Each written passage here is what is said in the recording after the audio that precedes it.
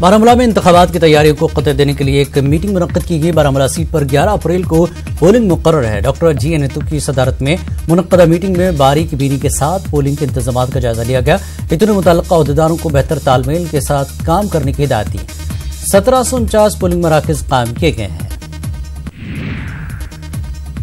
पार्लिमानी इंतखाबात के हवाले से जिला पुलवामा के लिए मुंतखब ऑब्जर्वर सज्जाद जमा और पीसीएम नंदा और ने डीसी ऑफिस पुलवामा में इंतखाब के लिए तैयारों का जायजा लिया। जिला चुनावी अफसर पुलवामा डॉक्टर सैयद आबिद रशीद भी मौजूद रहे।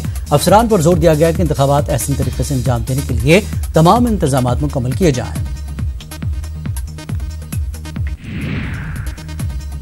पुलवामा में इलेक्शन ऑब्जर्वर और जिला चुनाव अफसर की सरबराही में पोलिंग अमले और अफसरान की तरबियत का जायजा लिया गया। अमले के लिए आज खुसूसी तरबियत का एहतमाम किया गया। जिला चुनावी अफसर डॉक्टर सैयद आबिद रशीद ने इसका मुशाहिदा किया। एक रोजा तरबियती प्रोग्राम का भी एहतमाम हुआ।